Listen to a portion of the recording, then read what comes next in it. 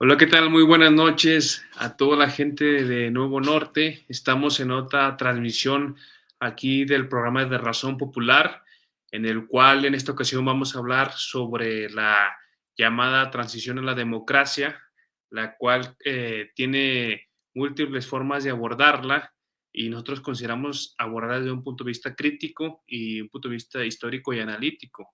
Entonces, para esta ocasión me acompaña Gabriela, como siempre aquí en Razón Popular, para analizar este tema, y también Darío, ¿no? Que también ya nos había acompañado anteriormente y que en esta ocasión nos va a dar su punto de vista sobre esta llamada transición a la democracia. Entonces, muy buenas noches, ¿cómo están? Gabriela. Pues un saludo, Darío, que lo invitamos a estos temas que siempre pues generan mucho debate y sobre todo en estos días que como la oposición tiene que sacar, bueno, están recordando ellos los supuestos 25 años de lo que ellos consideran la transición a la democracia. Nexos incluso saca varios artículos respecto a esta fecha que ellos consideran icónica, el año 2000, el triunfo de Vicente Fox Quesada, ¿no? Su triunfo y la llegada del PAN a la presidencia de la República. Entonces los vamos a estar platicando y como siempre un saludo a Darío, que ahora sí, como dices, politólogo, y los tres ahora sí politólogos. Entonces vamos a ver cómo, cómo queda esto de la transición, porque me ha aventado varios programas de televisión y bueno, ya sabemos cómo le dan un mérito que nunca tuvo esta mentada transición y sobre todo un mérito que nunca tuvo Vicente Fox Quesada. Hola Francisco, hola Gabriela, pues sí, pues es un hecho histórico, sí, no hay que negarlo, pero también, o precisamente es un hecho histórico por lo frustrado, por lo que prometía y por lo que no fue. A pesar de que las cosas cambiaron para no cambiar, como le gustaba mucho decir al presidente, expresidente López Obrador, finalmente, pues el triunfo de Vicente Fox debe de ser analizado respecto a los cambios verdaderos, por eso se les llamó a los militantes de Morena protagonistas del cambio verdadero, comparado con los que solo son cambios cosméticos, pero finalmente eso es algo que trataremos a lo largo del programa y yo espero que sea de utilidad para la gente. Sí, bueno, vamos a abordar en general el tema es muy amplio, pues ha generado múltiples debates, ¿no? Porque como sabemos hay una narrativa oficial de lo que significa la transición a la democracia, así, con mayúsculas, entrecomillado en todo, en la academia y en los medios de comunicación. Entonces es como una de las cuestiones, digamos, más puntuales del sistema político mexicano.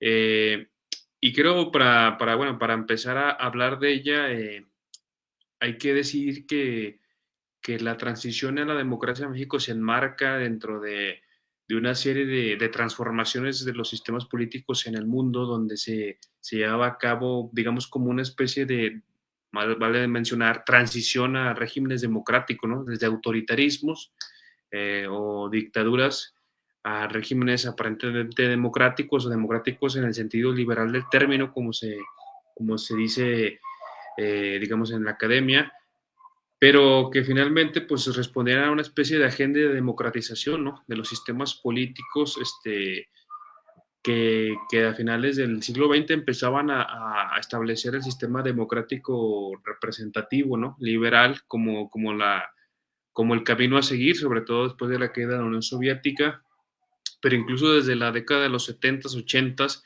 empezaba pues este viraje, ¿no? Hacia el establecimiento de estos temas, hasta el establecimiento de estos sistemas democráticos, y de hecho pues hubo pues múltiples estudios sobre el tema. Nosotros aquí hemos hablado puntualmente por ejemplo, de Juan Linz, ¿no? Y de otros politólogos connotados que empezaban a estudiar puntualmente, ¿no? Las transiciones que se daban en los diferentes países de Europa del Este, que se daba en América Latina después de las dictaduras militares de los 70s, en España, o después del franquismo, etcétera, etcétera. Y pues aquí en México, pues se planteó, ¿no? Desde la narrativa académica, política y también de los medios de comunicación, de que nosotros también llegamos a nuestro periodo de la transición a la democracia, ¿no? Entonces, en ese contexto se enmarca este proceso político electoral de un punto de vista, digamos, más genérico. Pero ya aterrizándolo con respecto al contexto histórico de lo que significa la transición a la democracia en México, pues sabemos muy bien que finalmente tiene que ver con una serie de luchas políticas, ¿no? De la izquierda mexicana a través de los movimientos sociales, a través de la propia reorganización del sistema de partidos, con la inclusión del primer Partido Comunista, luego PSUM, luego fundación del PRD, etcétera, etcétera, la escisión del partido hegemónico del PRI, que dio como resultado el Frente Democrático Nacional, que después se fusionó para fundar el PRD.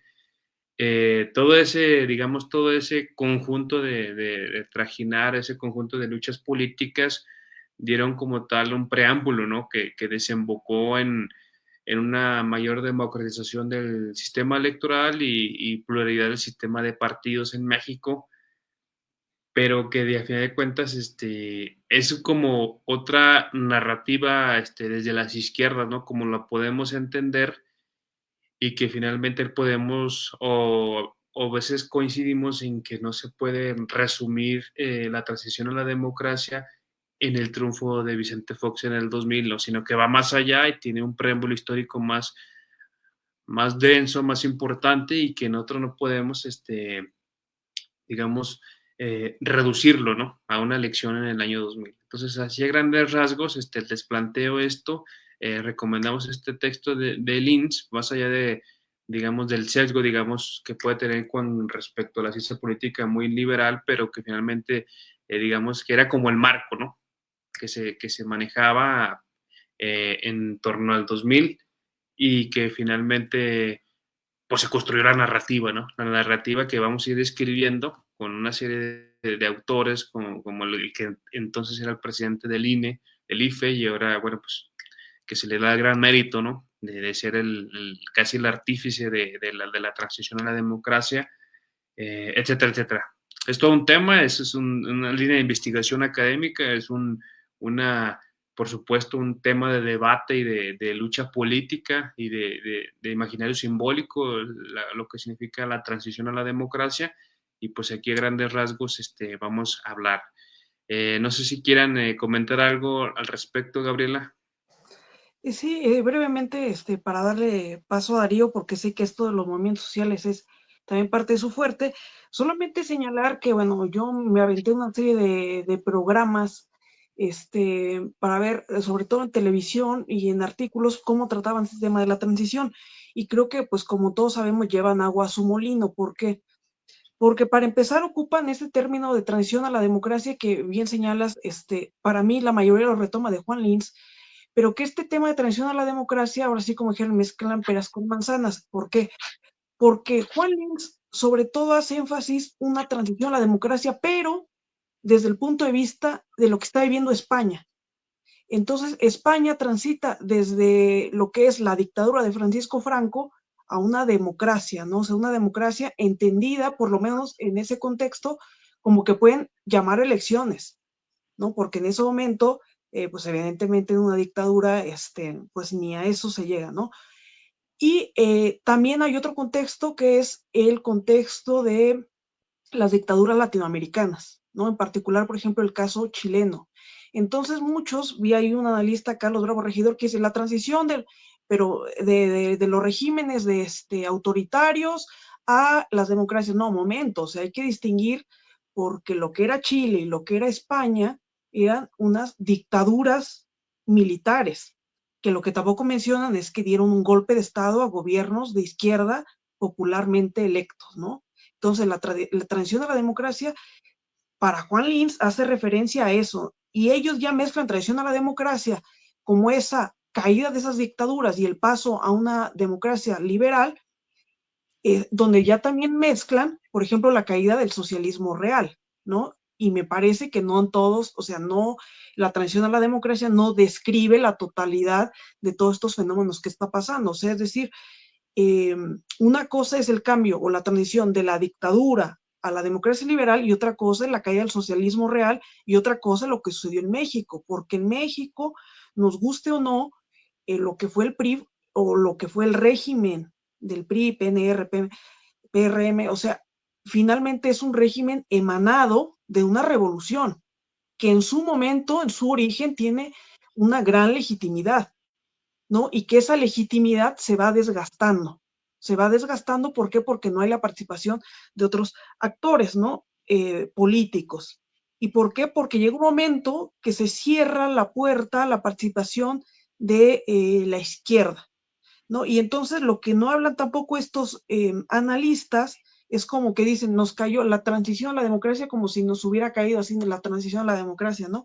Y no hablan de toda esta serie que mencionaban, ¿no? De una serie de movimientos sociales dentro partidistas y no partidistas eh, que fueron dando impulso y que fueron finalmente empujando al régimen priista a abrirse. ¿Pero por qué? Porque era un empuje y una posibilidad de apertura del régimen priista, pero para sobrevivir, ¿no? Llega un momento en que eso les es imposible, sobre todo vamos a hablar también de este contexto, porque lo que tampoco hablan es de que en los 90 no entra ferozmente en América Latina y a nivel mundial el neoliberalismo, y entonces el PRI se une a esa bandera del neoliberalismo y entonces ya no hay verdaderamente diferencia con lo que hasta ese momento era su antagónico, que era el PAN, ¿no?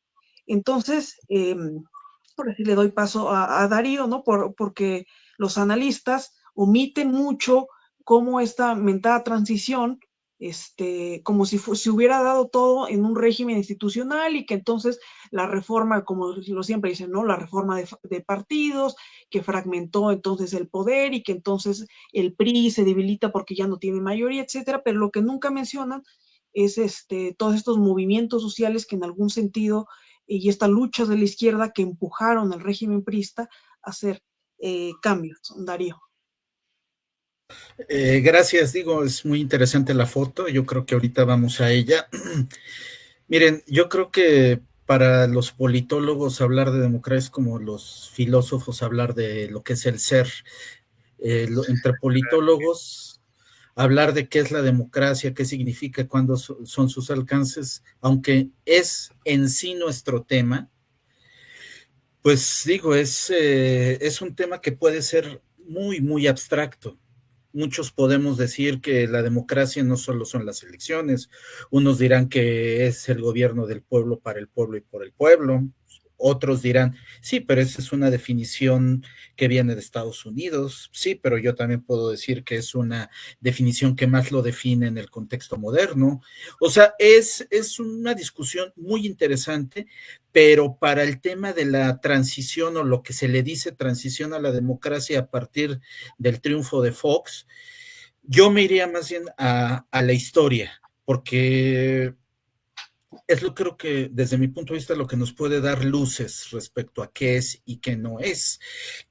Y en este caso la historia tiene que ver con las elecciones presidenciales de 1976.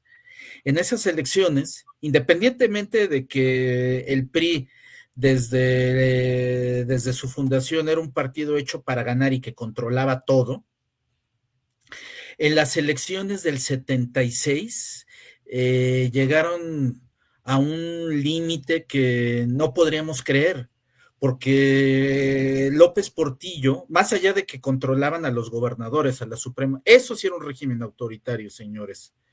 Controlaban a los presidentes, a los jueces, a los gobernadores, a todo el aparato gubernamental, a todo el aparato del Estado. A pesar de eso, y de que podían ganar con cualquier triquiñuela, de que tenían todos los controles corporativos, de recursos financieros, recursos materiales, clientelares, etcétera. A pesar de todo eso y de que podían meter candidatos que nada más tuvieran participación testimonial, pues ni siquiera hubo eso. Por diferentes razones, solo hubo un candidato presidencial que fue José López Portillo. Entonces, y dicho por él mismo, voy a utilizar su fraseo, si hubiera votado solamente su mamá por él, hubiera ganado. Entonces, esa elección donde de todos modos sabíamos que el PRI y el gobierno, que eran uno, controlaban todo, esa elección fue, digamos, que el acabose. Entonces, el PRI se dio cuenta de que debía de tener legitimidad, aunque fuera fingida, para poder decir que se vivía en un país democrático, en un estado donde había elecciones. Entonces, el secretario de Gobernación de López Portillo, Jesús Reyes Heroles, padre, de no confundirlo con los inútiles y corruptos de sus hijos, que también eso es otra historia, pues tuvo que hacer una reforma electoral para, en términos estrictos, taparle el ojo al macho, porque era tan descarado lo que habían hecho en esas elecciones que no tenían de otra, ¿no? Yo creo que eso es una motivación desde el régimen. Por otro lado, había luchas políticas,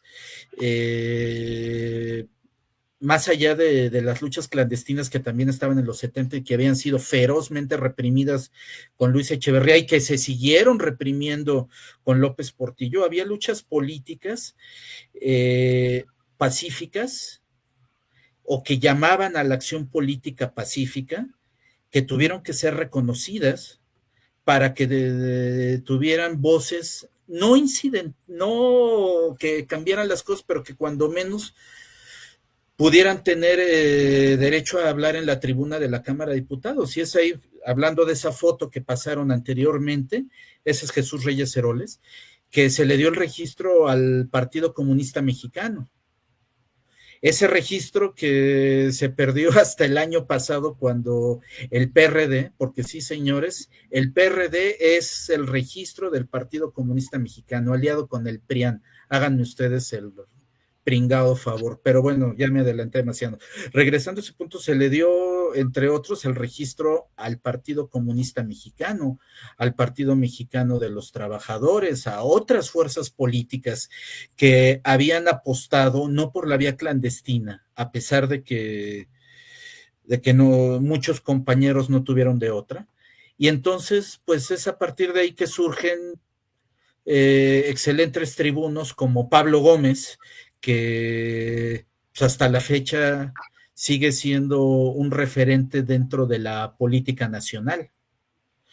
Entonces, yo creo que ese es un punto muy importante, esa reforma política en el 76 que cambió la configuración de la Cámara de Diputados, porque recordemos que es a partir de ahí que surgen los plurinominales. Entonces, a pesar de que el PRI controlaba todo, dejaba un margen de ganancia, valga la expresión, para que la oposición, tanto de izquierda como derechos, en este caso la izquierda que ya mencioné y también el PAN, pues tuvieran diputados que a lo mejor no iban a incidir ni en el presupuesto, ni le iban a contestar el informe al presidente, pero sí que podían darle un cauce legal a la lucha política en México. Y eso fue una ganancia porque esos compañeros tuvieron espacios, aunque injustos en magnitud, necesarios para que la transición, la verdadera transición que ocurrió en 2018, se diera de forma pacífica, compañeros. Sí, efectivamente, toda esta, digamos, serie de reformas electorales fueron generando el paso hacia la transición política que se dio podríamos decirlo en términos generales, sería hasta el 2018, ¿no? Incluso podríamos decir que más que ver que, bueno, sé qué opinan ustedes, pero yo consideraría que más que ver que no fue una transición en el 2000, pues más bien fue un paso más dentro de la trayectoria, ¿no? A la transición política mexicana. O sea, realmente no es digamos, la transición en sí misma, como plantean los autores que se dediquen a ver este tema, sino que más bien es un paso más dentro de esa trayectoria, ¿no? Aquí la cuestión es que, digamos, que las reformas electorales permitían digamos, la democratización del sistema electoral, una mayor autonomía, la creación como sabemos, del IFE, la reforma del 96, las posteriores reformas que se dieron, y que eso también permitió a su vez una reestructuración del sistema de partidos, ¿no? Como sabemos, como mencionaste, Darío, de la fundación del PRD, ¿no? Pues digamos que el registro precisamente del Partido Comunista lo tomó el PRD, y posteriormente el PRD fue dentro del sistema de partidos mexicanos, con todas las limitaciones y con todo lo que significó. También hay que mencionarlo, el esfuerzo de los militantes perredistas en los 90s, que conllevó, digamos, una lucha, y que pues, sabemos, hasta cientos de perredistas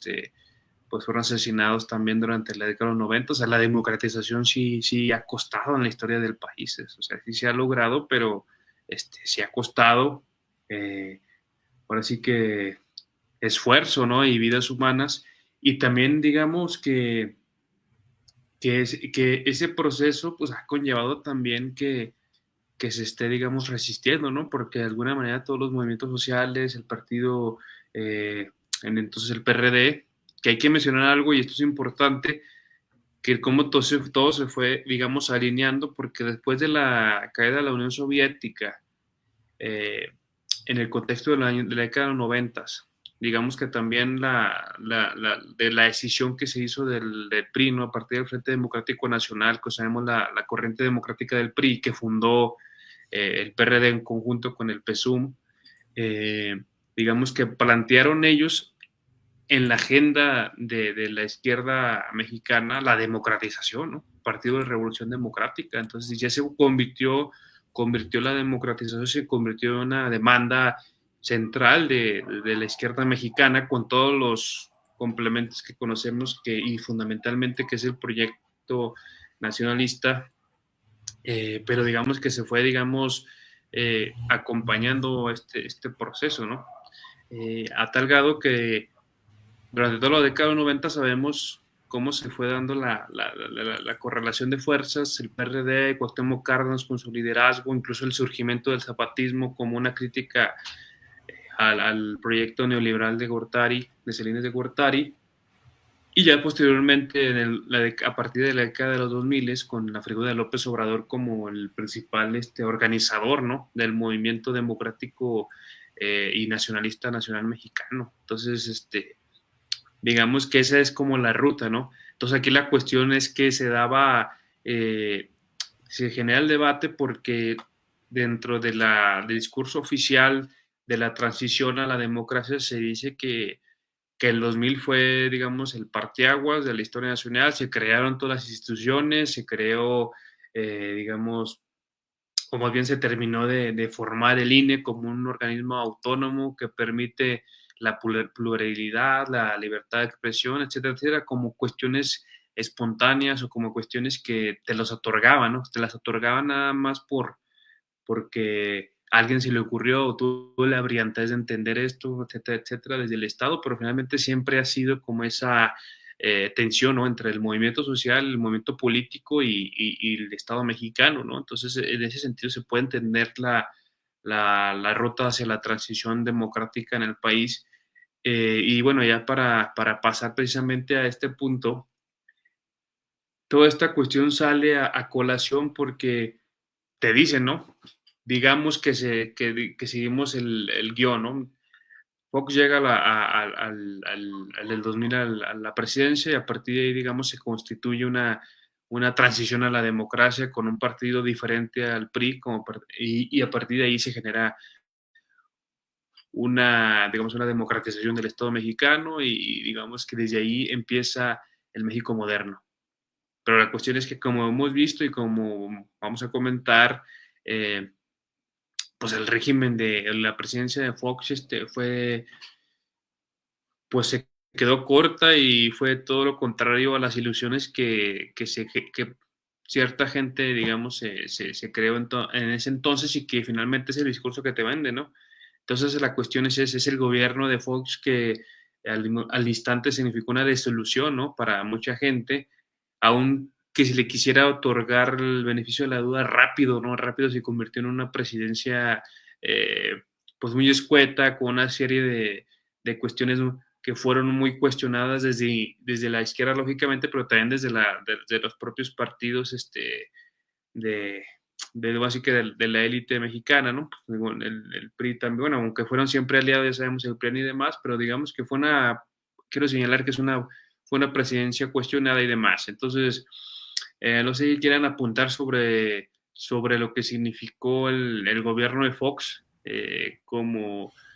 como un fenómeno que finalmente contradijo ese discurso de la transición a la democracia, ¿no?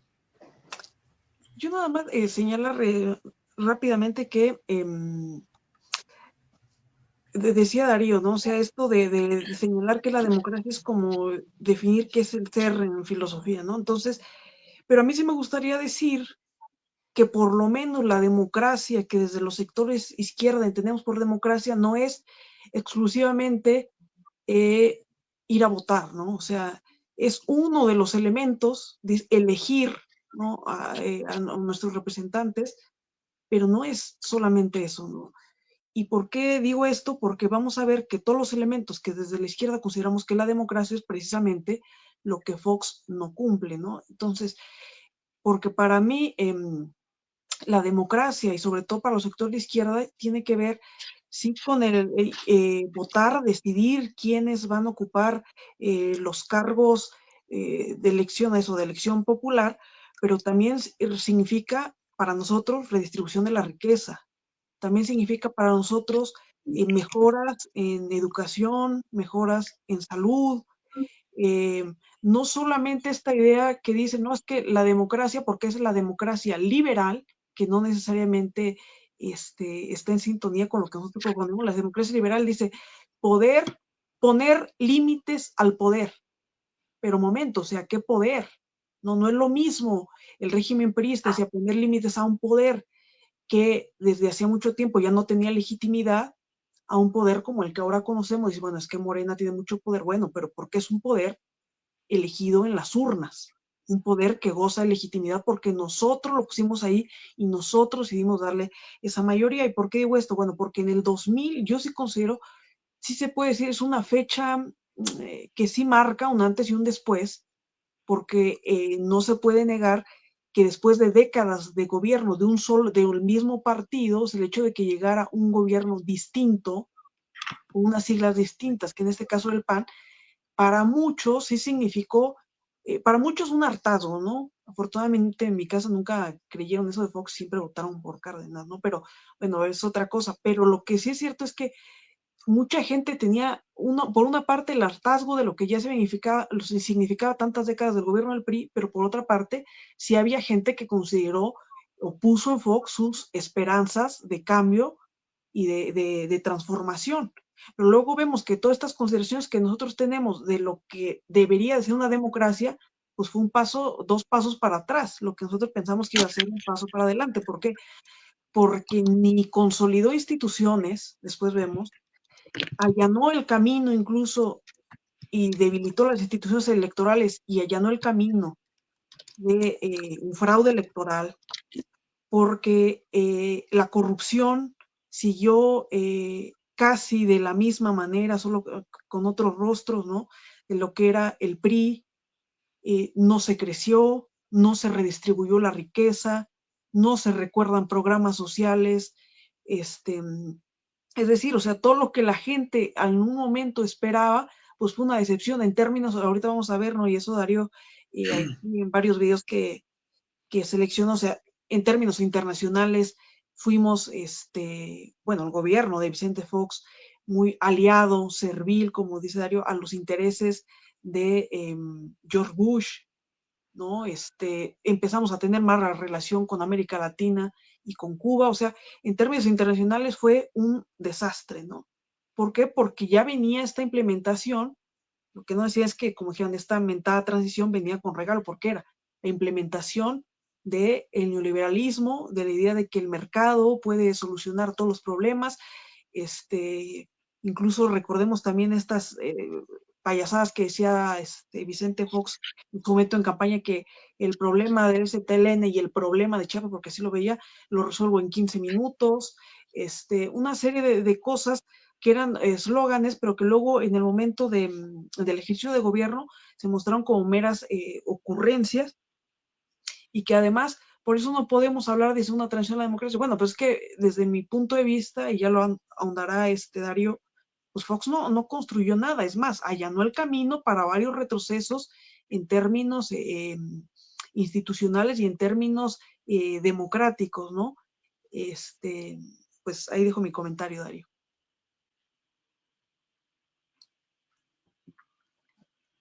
Sí. Darío, creo que estás por ahí.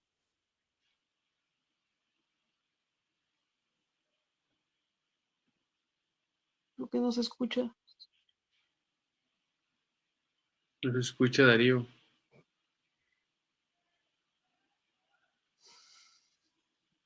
No se escucha. Por algún motivo, no sé si entrando y volviendo a salir, porque no se escucha lo que dice Darío, pero sí, sobre todo esto, ¿no? Sé que mucha gente, o sea, es de reconocerse que tenía mucha esperanza en lo que representaba Fox, ¿no? El cambio, por primera vez, un gobierno no priista, pero pues después no era más que sino la continuación de la implementación del neoliberalismo, que como bien señalaba ya venía con Carlos Salinas de Gortari, ¿no?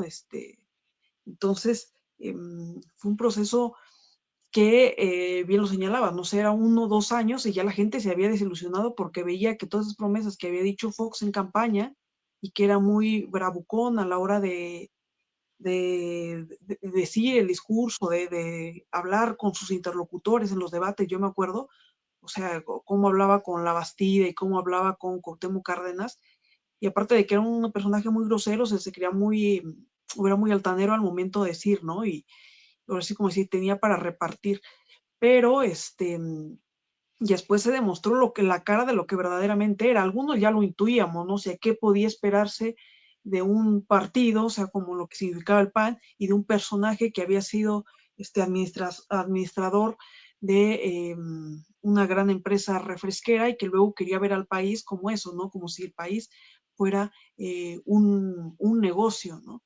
Entonces, finalmente, no, y luego, o sea, a los 2, 3 años ya se sabían varios casos de corrupción, se sabían ya varios casos, eso del Toallagate, de los amigos de Fox, de cómo se habían enriquecido los hermanos de Marta Sagún, etcétera, etcétera, ¿no? Entonces, a mí me parece que eso, finalmente viene rápidamente a desmoronar todas las ilusiones que tenían estos pues toda la gente, porque sí fue millones de gente, de personas, las que pusieron sus esperanzas en un personaje como Fox. No sé si todavía no tenemos a Darío por ahí. No, ahorita creo que está ajustando su audio, pero en un momento más se conecta.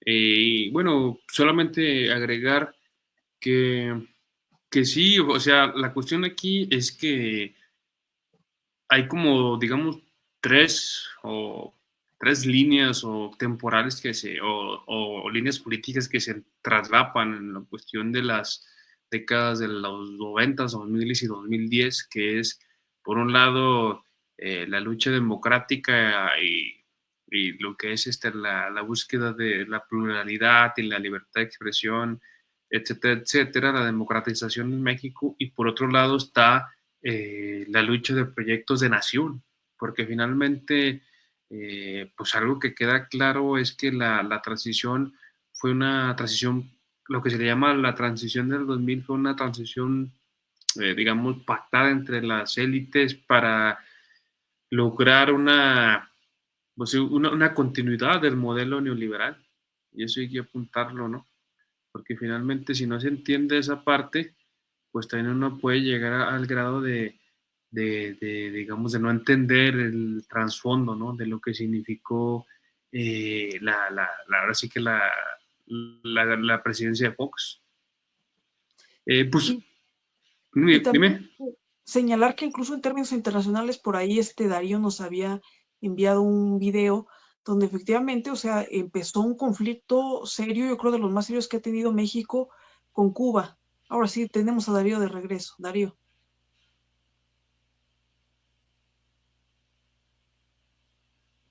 no nos escucha, no sé si Paco lo escuche. No, no se oye. Algo, creo que algo está su audio. No, no tendrá la bocina, no, ¿verdad? Bueno, ¿ya me escuchan? Ya, ya, Ya, ya, ya. Sí, es que les digo que se apretó el modo y ahora me equivoqué de micrófono configurado, pero bueno. Bueno, perdón por la tardanza y creo que ya avanzaron mucho en el programa, pero yo quería recordar básicamente qué existió antes de Fox y por qué llegamos a ese punto. Bueno, hay muchos puntos. A partir del 88, recordemos, yéndonos muy rápido en la historia, se hace el fraude electoral a Cuauhtémoc Cárdenas. Pero dentro de esa protesta, porque no solo fue Cuauhtémoc Cárdenas quien protestó contra el fraude y la elección de Salinas, también estuvo Rosario Ibarra de Piedra, que fue candidata por el PRT por segunda vez, y Manuel J. Cloutier el Maquío, por parte del PAN. Eh, pues resulta que los tres, y irónicamente quien más virulento, y así le fue, que es también tema para otra cosa, fue Manuel J. Cloutier, protestaron por el fraude de Salinas. Incluso Fox estuvo en esa legislatura, en la legislatura en donde fue electo Cuauhtémoc Cárdenas e impusieron a Salinas de Gortari. Incluso hay una foto de Vicente Fox poniéndose unas boletas electorales a manera de orejas, supuestamente haciendo burla de Carlos Salinas de Gortari, aunque ya sabemos en lo que se convirtió después. Pero bueno, en esa elección el sistema se dio cuenta, porque el sistema ya no solo era el PRI, ahora sí ya era el capital, que necesitaban crear legitimidad para Salinas de Gortari, su agente, el gran privatizador, el que iba a conformar en ese nuevo mundo que se confeccionaba, el mundo neoliberal, el papel que le iba a tocar a México. Necesitaban que tuviera legitimidad, y esa legitimidad iba a ser a partir de un bipartidismo entre el PRI y la derecha, pero les estorbaba, entre otras cosas, quienes impugnaban a Salinas. Y bueno, el sacrificado, desde mi punto de vista, fue Cloutier. ¿Y qué pasa después? Surge el PRIAN. A partir de las negociaciones con Diego Fernández de Ceballos y el gradualismo, ese es un término muy de politólogos, el PAN empieza a ganar espacios en gobernaturas, en donde en las luchas democráticas no le ceden ni una al PRD, pero al PAN sí, primero Baja California y después Guanajuato, de ahí viene Fox. Y aunque había, digamos que pedazos del PAN que después se terminaron escindiendo, que protestaron por ello y que todavía tenían verdadera política nacional a partir de sus propias convicciones. Dos ejemplos de ello: Manuel Conchello, que también tuvo una muerte muy misteriosa, y el maestro Bernardo Batis, que sigue activo, que pronto presidirá el órgano de vigilancia judicial. Termina el PAN en la práctica siendo un aliado del PRI, y el PRI y el PAN aliados del neoliberalismo. ¿Qué sucede? Que en 1998, no, hay un hecho importante antes. En 1997 el PRI pierde por primera vez la mayoría, ¿cómo se le llama? La mayoría absoluta, la que son 2/3 partes. Entonces, a partir de eso, quien queda en segundo lugar es el PRD. El presidente del PRD, como decía Andrés Manuel, para los jóvenes era precisamente Andrés Manuel López Obrador. Y entonces el PRD, que había ido ganando espacios de poquito en poquito, pero que muchos de sus cuadros ya también se estaban acostumbrando al boato, al coche, a la secretaria, a poder de repente rascar algo de presupuestos pequeños municipales, el PRD se vio en la posibilidad de ser un factor de cambio y un factor de cambio verdadero con Andrés Manuel, al ser la segunda fuerza política en la Cámara de Diputados en el 97. Entonces, ¿qué hace el régimen? Funda, aunque ya existían los hechos, ahora sí que verdaderamente funda el PRIAN en el 98 cuando se aprueba el FOBAPROA. Acuérdense quién era el presidente del PAN en ese entonces, Felipe Calderón Hinojosa. Entonces, cuando el FOBAPROA se convierte en el IPAB y las deudas públicas, las deudas privadas se convierten en deuda pública, que también merecería un programa, pero en este caso es nada más para el contexto, la alianza entre PRI y PAN ya se vuelve verdaderamente sistémica. Y es ahí en donde ya llegamos al año 2000. Por eso Fox, a pesar de que muchos sí votaron por él creyendo que era un cambio de régimen, Fox, ni para mí y para otras muchas gentes, nunca representó un cambio porque ya existía el PRIAN y él era su representante. Y después de Fox, Calderón y Peña Nieto nos demostró que ellos solo estaban dispuestos a intercambiarse el poder entre ellos en un vil sistema bipartidista que le quería copiar a Estados Unidos o en todo caso a España. Por eso yo creo que para hablar de Fox, yo creo que debemos de saber que para muchos, entre los que me incluyo yo, nunca fue un cambio. Ya existía el PRIAN y Fox simplemente lo operó de una forma burda e iletrada, pero nada más lo operó. Y a partir de ello yo creo que si quieren ya le seguimos con el gobierno de Fox, aunque para mí nunca fue transición a la democracia, pues simplemente era un reparto. Pero antes de eso, también hablando del 2000, yo sí quisiera hablar de la transición a la democracia, pero no por la llegada de Vicente Fox, sino por la llegada de Andrés Manuel López Obrador a la jefatura de gobierno. Porque si algo marcó, además de los dislates de Fox y lo que vamos a ver después, el sexenio que va del 2000 al 2006, fue el contraste entre esas dos formas de gobierno, y eso era lo que no esperaban. Lo que no esperaba el régimen, que le iba a apostar al bipartidismo de aquí a 50 o 100 años. Y por eso yo también creo que sí es importante hablar del año 2000, pero por la llegada de Andrés Manuel López Obrador y ese contraste en formas de gobierno y de actuar. Ahora sí, compañeros, les cedo la palabra. Disculpen por extenderme. No, sí, Darío, y de hecho te estamos esperando también porque precisamente para este sexenio de Fox que comentábamos con Francisco, cómo este sexenio rápidamente desilusionó a aquellos que habían votado con la esperanza de un cambio, porque pronto se demostraron varios asuntos de corrupción en los que estaban involucrados los hermanos de Marta Sagún, también, bueno, también asuntos de corrupción en Pemex, y que no solamente eso, sino que en lugar de construir instituciones, las dinamitó, las fragmentó, incluso platicamos de cómo puso el cimiento para lo que después sería el fraude electoral de 2006 y el desafuero, el intento de desafuero a Andrés Manuel López Obrador, Darío.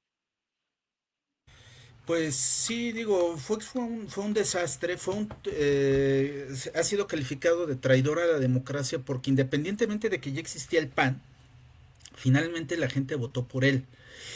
Y no, más allá, ahora sí me voy a una definición de democracia o una definición de lo que es el poder público, más allá de algún aspecto ideológico muy particular, Fox no gobernó en función de lo que él creía que era correcto en cuanto al bien común.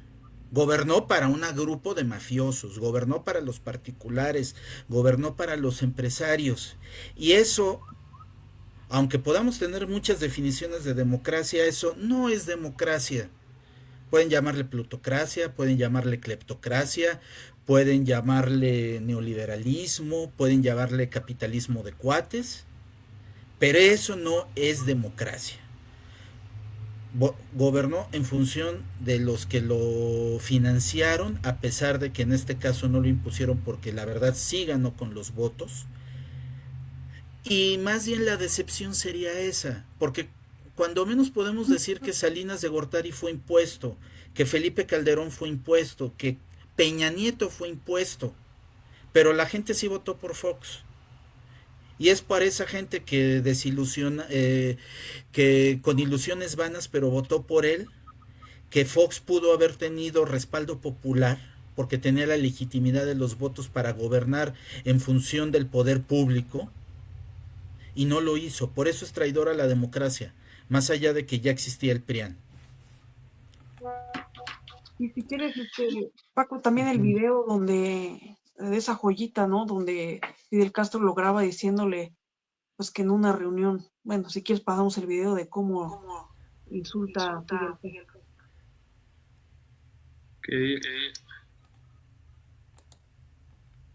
Reservado el espacio para Cuba, la UNA. Después tenemos un almuerzo que ofrece el gobernador del estado a los jefes de estado.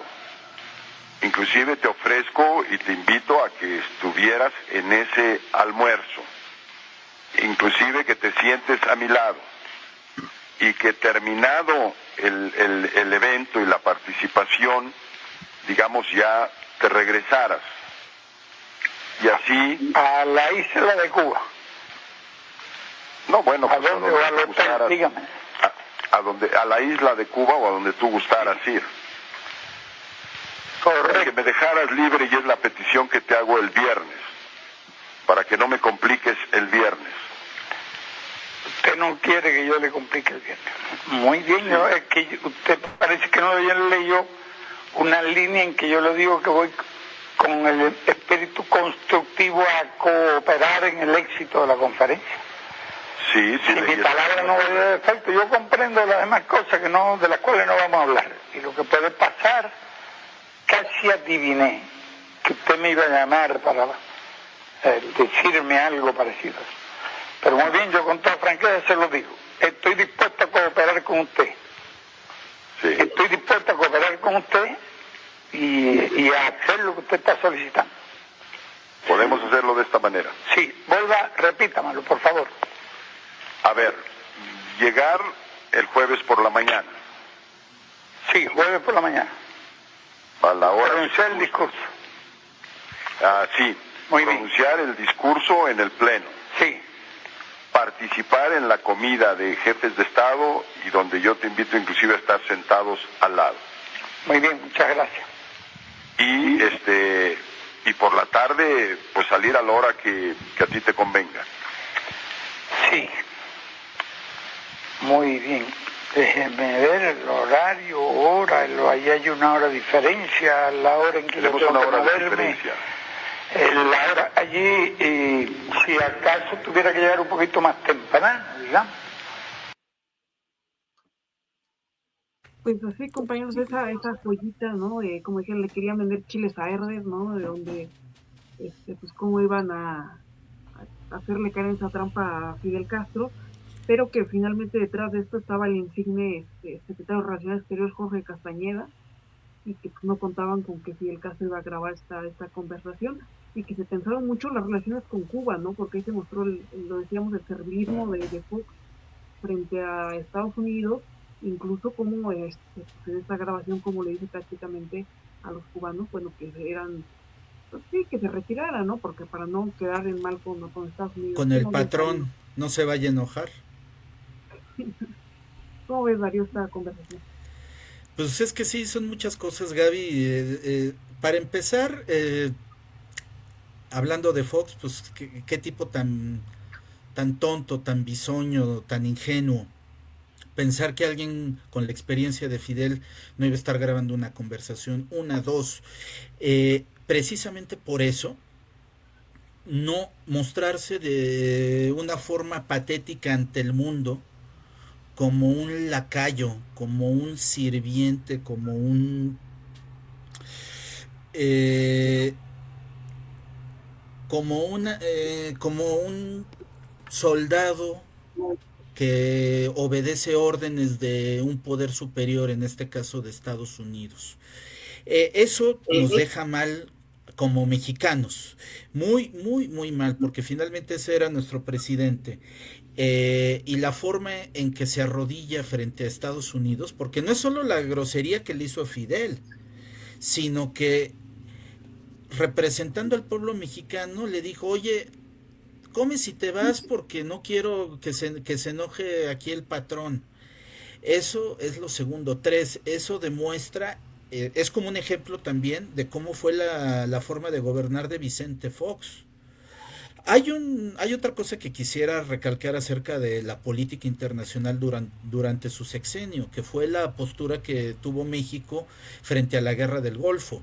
Sin embargo, también hay una aclaración. Esa postura fue encabezada por Adolfo Aguilar Sincer, que también murió en circunstancias muy sospechosas, y a contrapelo o en contra de los deseos de Jorge Castañeda, que quería en verdad apoyar la invasión de Bush a Irak basada en mentiras. O sea, ya todo el mundo sabe, pero también al mismo tiempo todo el mundo se le ha olvidado, pareciera ser, porque Trump ha generado tanto ruido que no nos olvidamos que existió George Walker Bush, que creó una guerra falsa para invadir un país supuestamente por tener armas de destrucción masiva, le suena, cuando ya se ha demostrado que esas armas nunca existieron. Y en cambio su vicepresidente hizo todo un negocio con la reconstrucción del país que fueron a destrozar. Pero bueno, independientemente de eso, en México tuvo una postura, porque México en ese entonces formaba parte ya del Consejo de Seguridad de la ONU. Ya ven que el Consejo de Seguridad tiene miembros permanentes, que son literalmente los triunfadores de la Segunda Guerra Mundial, y miembros transitorios. En esa época le tocó a México, así como en la época en que Andrés Manuel fue presidente. En esa época le tocó a México y nuestro representante Aguilar Sincer se negó a avalar eso y eso enfureció al gobierno de Bush. Y Jorge Castañeda encabezaba, digamos que el ala más lacayuna del gobierno de Fox. Y precisamente esa ala fue la que se manifestó en esa conversación. Yo creo que Castañeda, con todos sus doctorados y su ego gigante, le dijo a Fox, oye, dile a Fidel que tú que te llevas bien con él, entre comillas, pues que come y se vaya para que no se enoje el jefe. Y bueno, regreso. Yo creo que esta conversación es un reflejo de lo que fue el gobierno de Vicente Fox, compañeros. Sí, es un largo tema realmente hablar de este sexenio y del panismo, porque algo que apuntaba anteriormente precisamente era que dentro digamos, de la transición partidista que hubo en el país, digamos el pacto entre las élites en el 2000, pues lo que está de trasfondo es la continuidad del proyecto neoliberal, ¿no? Que eso era lo que realmente en el fondo estructuralmente se acordó, y es lo que pues no es casual que digamos que la política económica, incluso la gente que estaba en la Secretaría de Hacienda se mantenía a través de estos sexenios, ¿no? Basta hacer un breve estudio de élites o revisar algunas investigaciones al respecto para darse cuenta cómo, digamos que los altos funcionarios casi se mantuvieron, ¿no? O no variaron tanto, y pues era el proyecto neoliberal que estaba detrás y el que se resguardaba, ¿no? Más allá de toda la política interior que había con todo, o la política exterior que hubo, ¿no? Lamentable, eh, en el trasfondo era eso, ¿no? La continuidad del modelo neoliberal, pues que como planteaba Darío, como también ha señalado Gabriela, la cuestión de cómo al final eh, pues respondía siempre a que, digamos, que se continuara ese bipartidismo, una especie de bipartidismo que planteaban las élites, pero en todo eso y bajo ese guión que ellos consideran que se debería seguir en México para establecer todavía en el 2012 con el Pacto por México, la modernización del país. En todo eso y en esas circunstancias estaban las izquierdas resistiendo, ¿no?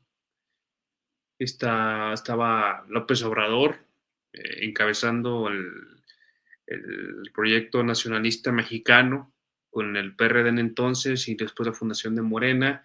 Están los movimientos sociales, 132, surgió Ayotzinapa, la resistencia en ese momento de la gente, otros movimientos de gente, ¿no? En diferentes circunstancias, estudiantiles, todo ese cúmulo de esfuerzos fue desgastando el proyecto neoliberal, fue desgastando el bipartidismo pactado, fue desgastando la narrativa de la transición a la democracia como ellos la entendían y pues rápido digamos que ese México, entre comillas, democrático se desgastó a tal grado que en 2018 llegó la democratización o llegó la transición a la democracia que se buscaba desde abajo, ¿no? La sociedad mexicana, ¿no? La izquierda mexicana, la agenda que se ha planteado desde el principio de los 90, digamos que llegó hasta el 2018 es cuando se cristalizó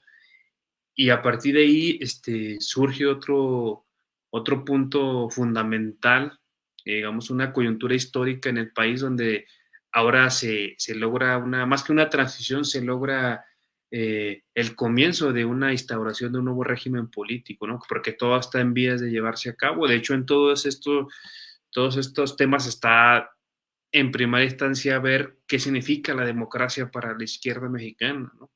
Porque se critica lógicamente la democracia procedimental, que nada más se vaya a la urna y que se cambie de funcionario. Eso es parte, pero también la democracia para la izquierda tiene una connotación más social, más ligada a la inclusión de las masas en los procesos políticos, que incluso tiene eco del cardenismo en la década de los 30 y que finalmente también hay una nueva concepción de la democracia que contrasta con la democracia que las élites o que los liberales coinciden, ¿no? Con meramente ir a votar. Entonces, todas estas cuestiones ahorita se están discutiendo a partir de 2018 y también la cuestión ahí es ver cómo se entiende la democracia a partir, digamos, de este punto nodal en la historia reciente de México, ¿no? Entonces, así les planteo esta cuestión.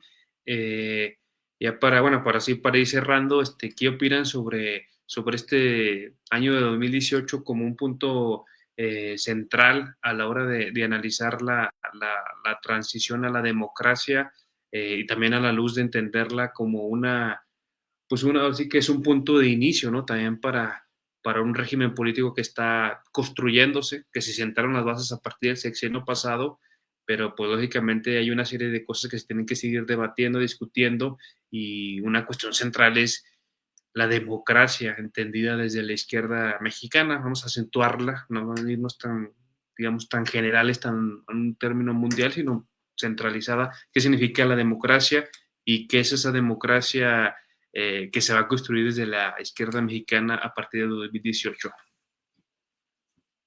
Pues desde mi perspectiva, para mí, por ejemplo, el sexenio de Vicente Fox perdió legitimidad rápidamente, ¿no? O sea, en 2006, en las elecciones de 2006 demostraron que la gente quería cambio y ya, ¿no? El problema es que no se esperaba que se iba a enfrentar el pueblo de México contra, y su líder, o sea, Andrés Manuel López Obrador, en ese momento jefe de gobierno, contra todo el aparato estatal y mediático para impedir que llegara a ser presidente de México, ¿no?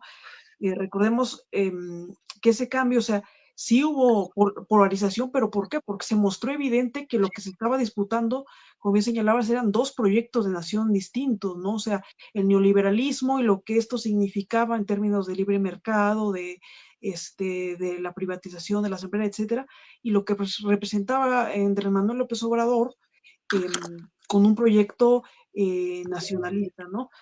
Y todavía recuerdo, o sea, claramente que se polarizó porque claro que se hicieron dos bandos desde hace como no sería por mucho tiempo dos bandos claramente definidos, ¿no?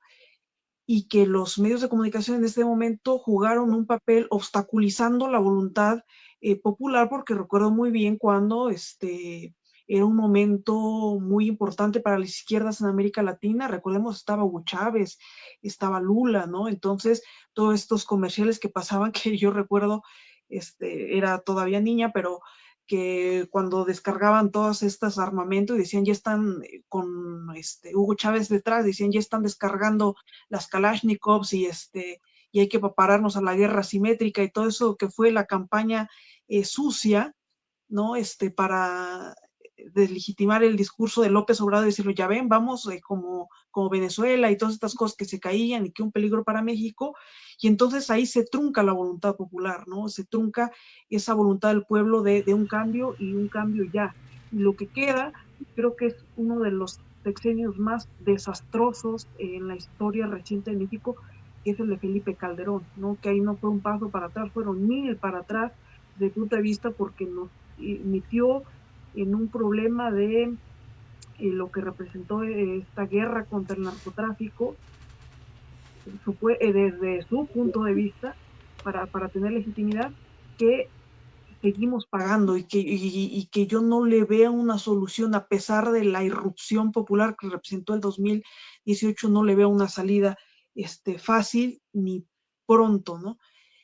Y al final el 2018 fue como este triunfo que esperábamos, pero dijéramos 12 años después, ¿no? O sea, tuvimos que aguantarnos todavía el sexenio de Enrique Peña Nieto, que fue una especie de fraude, pero por otros métodos, no tan burdos como lo que fue en 2006, sino que se regresó las viejas mañas del PRI, de la compra de votos, etcétera.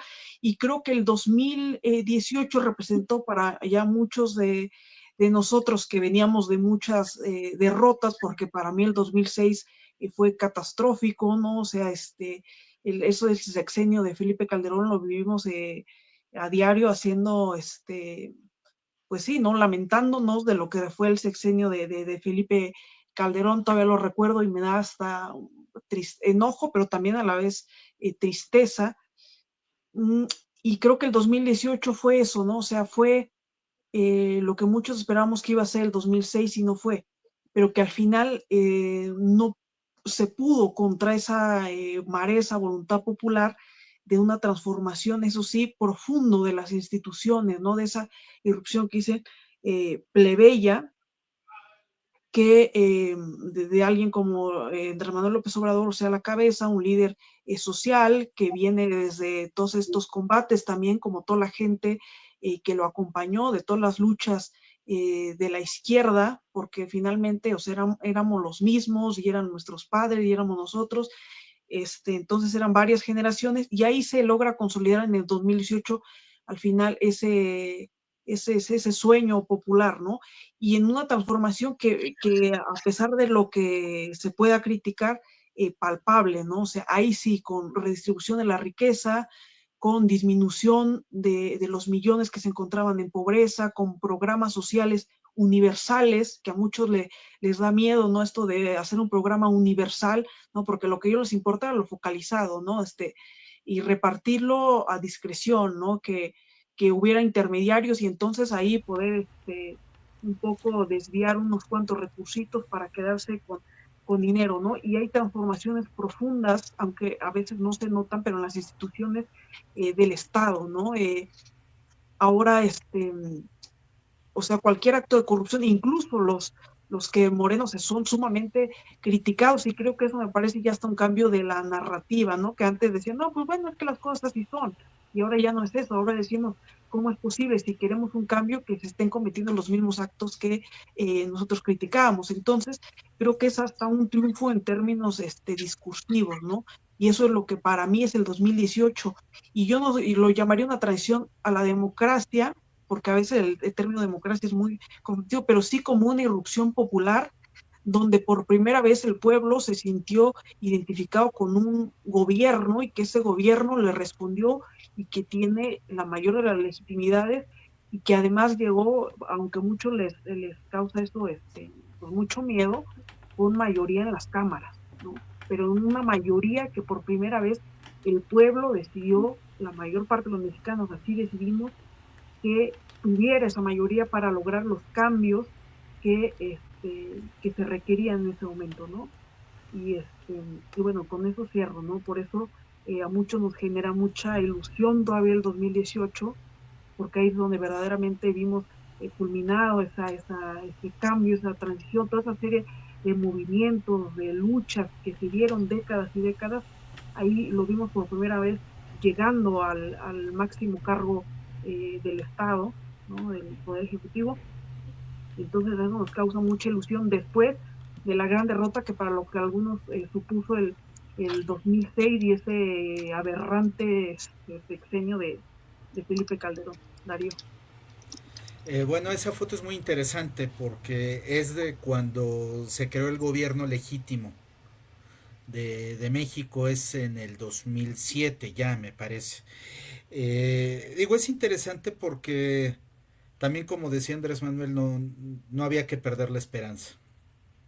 Porque sí fue muy dolorosa la derrota del 2006 por cómo se dio, por el oficial .56%, por el fraude electoral, pero también por lo que pudimos y no hicimos, que fue reconocido por el mismo Andrés Manuel, pero yo también puedo dar razones de ello, que no se cuidó la estructura electoral. ¿Y qué es la estructura electoral? Los que cuidan las casillas.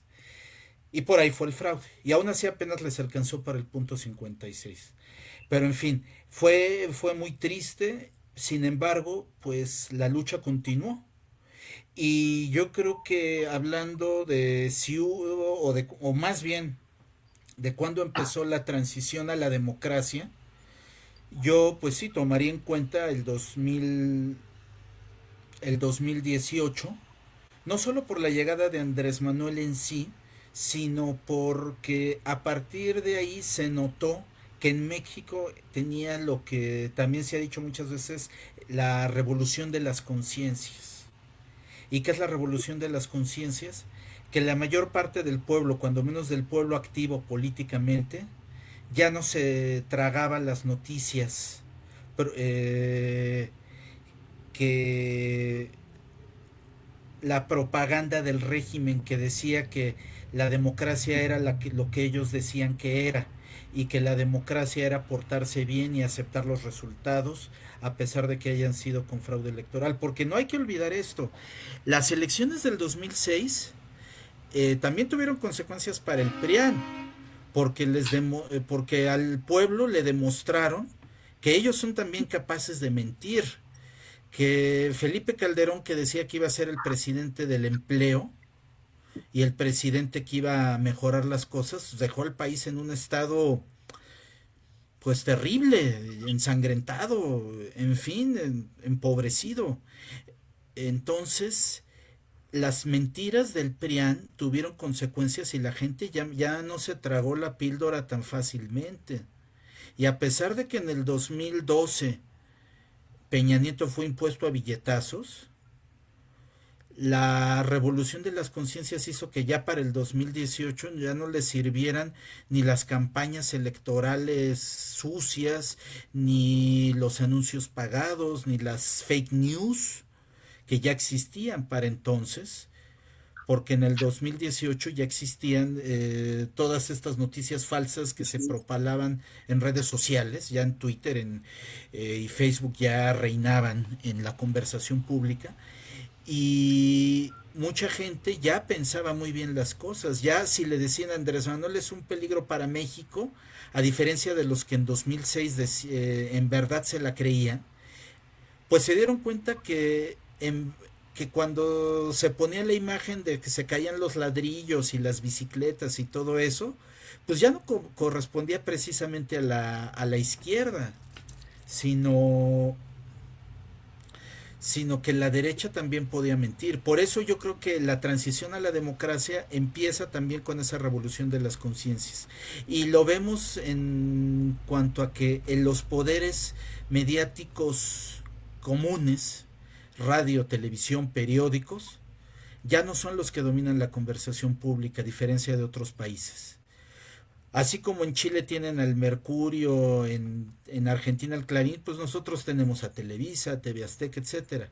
Pero si en esos países pueden imponer el discurso y decir mentiras impunemente, aquí ¿quién le hace ya caso a TV Azteca? ¿Quién le hace caso a Televisa, sus noticias? Ya están perdiendo. Lo único que les queda es el fútbol. Lo único que le queda a la tele abierta y al radio es el fútbol. O sea, ¿quién quiere ahora, aunque antes era muy codiciada, una nueva cadena de televisión que cuesta dinero, que cuesta reporteros, instalaciones, bla, bla, bla, bla, bla? ¿Quién la quiere? Yo creo que Slim ya dijo, puta, qué bueno que me la ganaron. Pues sí, pues, o sea, Sí, si es negocio ahora, ¿cuánto dinero le tendrían que invertir? Por ejemplo, si Salinas Pliego lo terminan obligando a pagar lo que debe y tiene que rematar sus bienes, quiero ver quién es el valiente que se anima a quedarse con TV Azteca.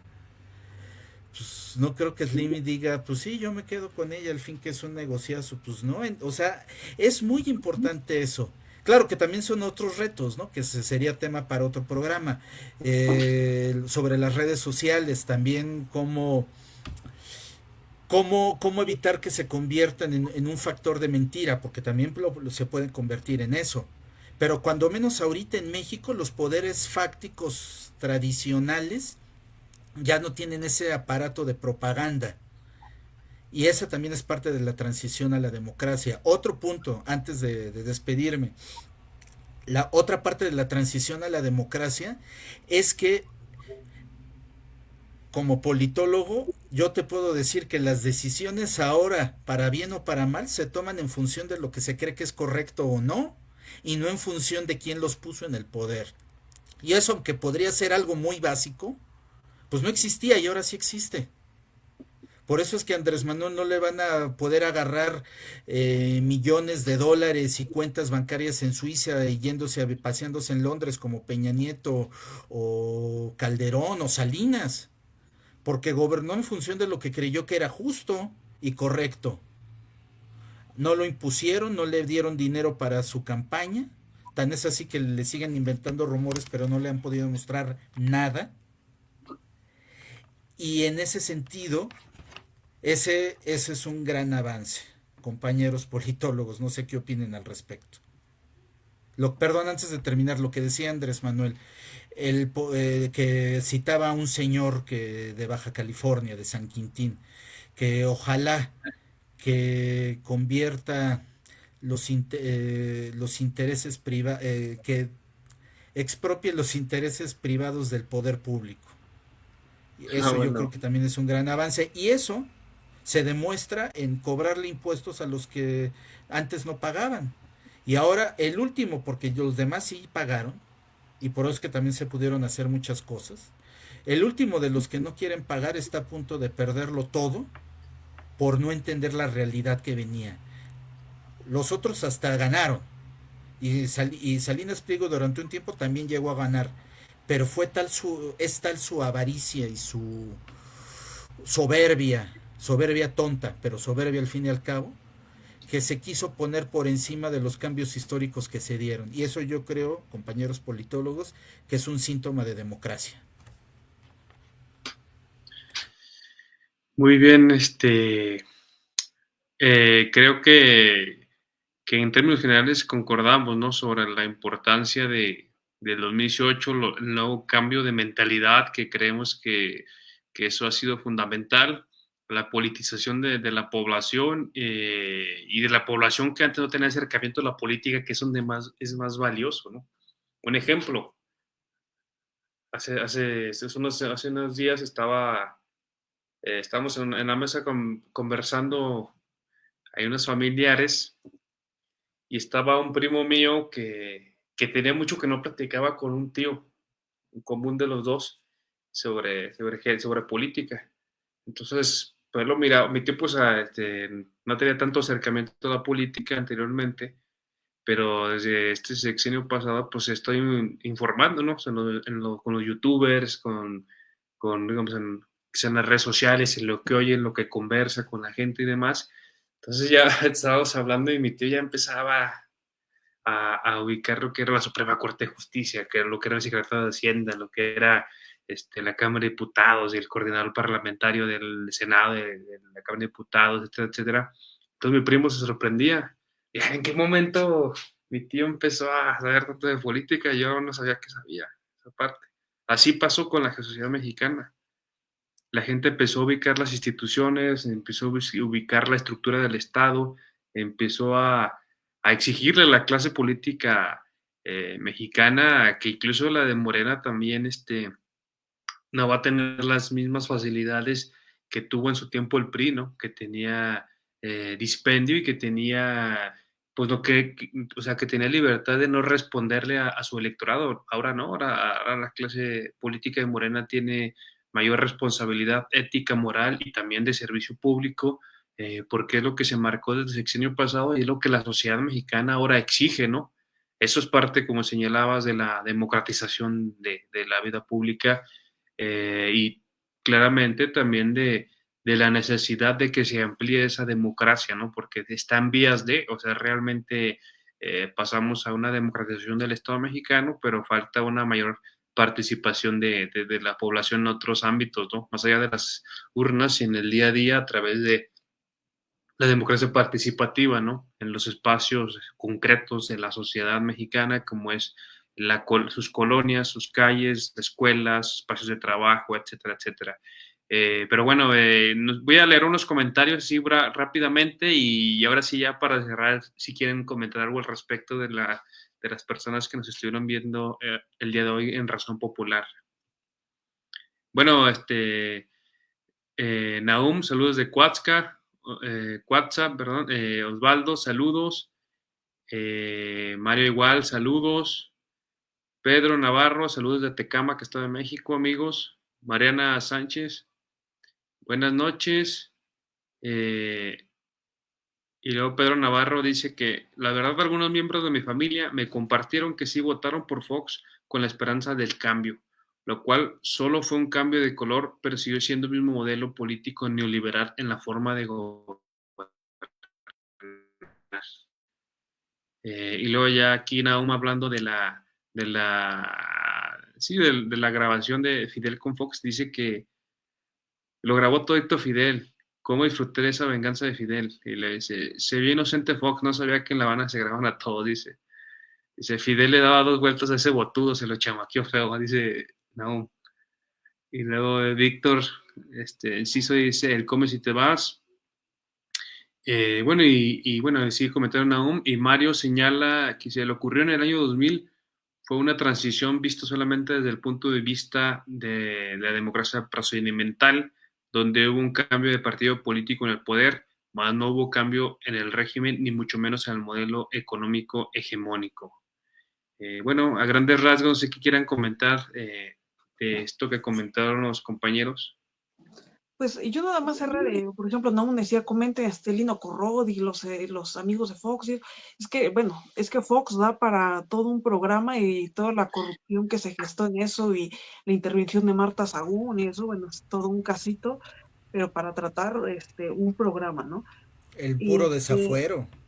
el Sí, la verdad que sí. desafuero, el momento del desafuero, los audios que también hay que donde claramente señalaba que iba a impedir que llegara por todos los medios Andrés Manuel López Obrador, ¿no? Pero yo sí quisiera resaltar lo que decía Francisco, ¿no? Por un lado, cómo nos damos cuenta, por más que los analistas sigan viviendo debajo de piedra, cómo, y como lo dice muy seguido don Lorenzo Meyer, ¿no? Cómo el país cambió y la población de México cambió, ¿no? O sea, es un cambio verdaderamente radical visto a lo que, sobre todo en comparación con lo que pasa a nivel internacional, ¿no? ¿Por qué?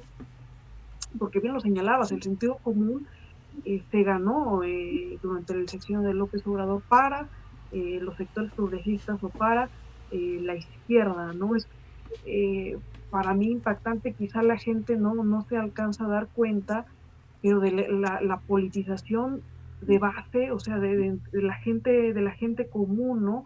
Ahora que mencionábamos, o sea, la gente se sabe y ahora los nombres, no es que ahora en el Tribunal de Disciplina Judicial va a quedar Celia Maya y va a quedar Verónica Cibes Zárate y va a quedar Bernardo Bate, o sea, se saben ya los nombres de un poder que ni siquiera los que habíamos estudiado ciencia política sabíamos bien a bien cómo funcionaba, ¿no? Entonces, eso para mí es un cambio incluso radical, ¿no? O tú ves en las conversaciones literalmente en la calle, cuando la gente dice, no, ya sabes que le van a cobrar los, ¿sabes cuántos $1,000 millones a Ricardo Salinas Pliego? O sea, eso en la conversación pública antes no estaba, y eso da un poco de testimonio de la magnitud del cambio que representó el 2018, ¿no? Y es sorprendente cómo a pesar del ataque diario que hay en las televisiones, particularmente en Televisión Azteca, cómo la gente, o sea, pasa, o sea, puede estar diario atacando y la gente ya ni siquiera son relevantes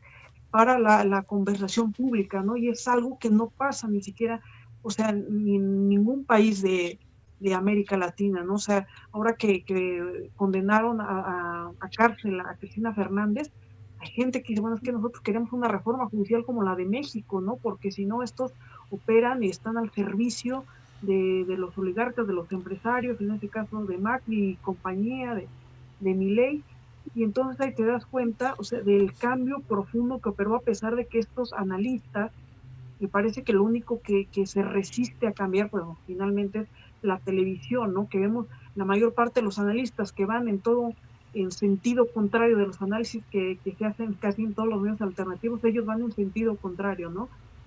Y los medios impresos, Milenio, el Universal, revistas como Nexos, en sentido contrario, ¿no? Aquí los héroes de la democracia son Cedillo y son Fox y son todos estos personajes tan detestables que estuvieron en la vida pública de México, y van casi en sentido contrario, pero es el último, digamos, espacio, el último reducto que le queda a esa parte más conservadora, porque el diálogo del día a día, las pláticas, la tiene ganada prácticamente la izquierda, los sectores progresistas, aunque la gente ni siquiera a lo mejor se haya dado cuenta de ese cambio, ¿no? Y eso es lo que yo destaco. Ahí es donde se da uno cuenta de la verdadera transformación, ¿no? Que ahora sí estuvo y se está ejerciendo, ¿no? Que incluso la gente, a pesar de los que simpatizamos, somos militantes de Morena y de la 4T, hay gente que a pesar es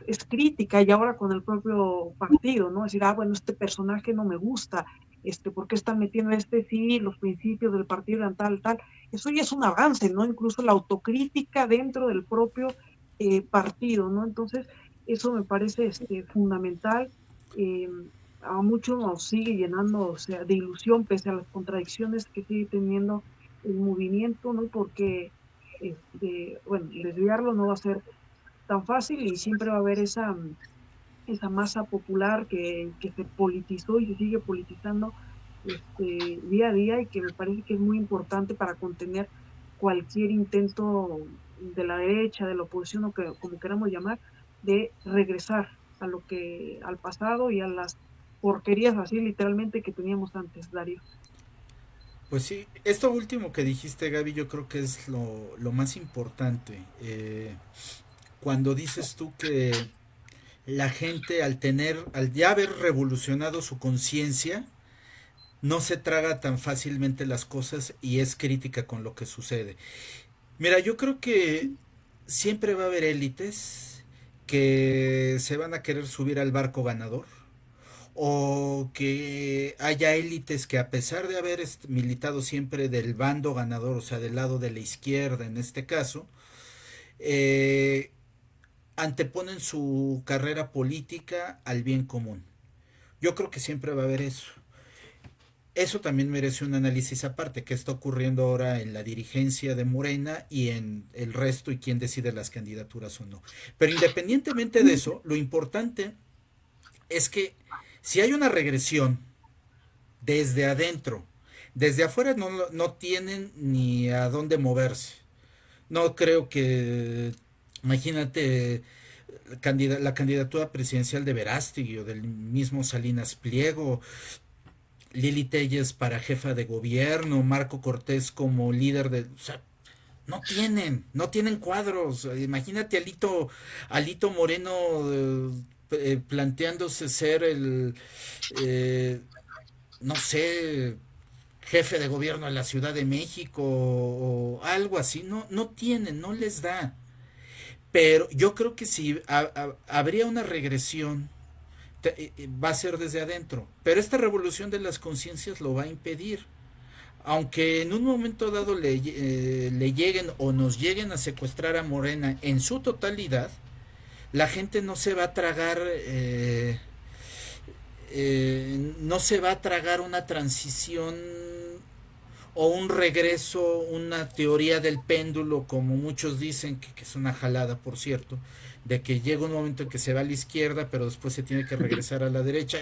La gente que piense todo eso, así como la que creen los ovnis y la tierra plana, como teorías verdaderamente científicas, pues van a decir, bueno, ya le toca.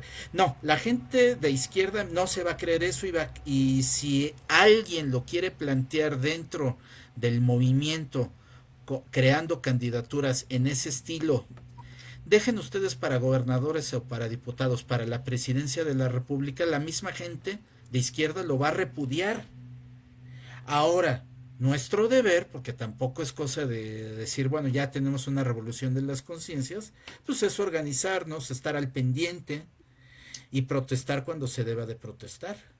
Porque, digo, la presidenta Claudia Sheinbaum apenas tiene un año, entonces todavía pensar en quién va a quedar y quién la va a suceder, pues es muy temprano. Ahorita hay que estar pendientes de qué está pasando con Estados Unidos, cómo organizarse para darle a conocer a la gente lo que está sucediendo y en un momento dado apoyar a la presidenta frente al contexto internacional,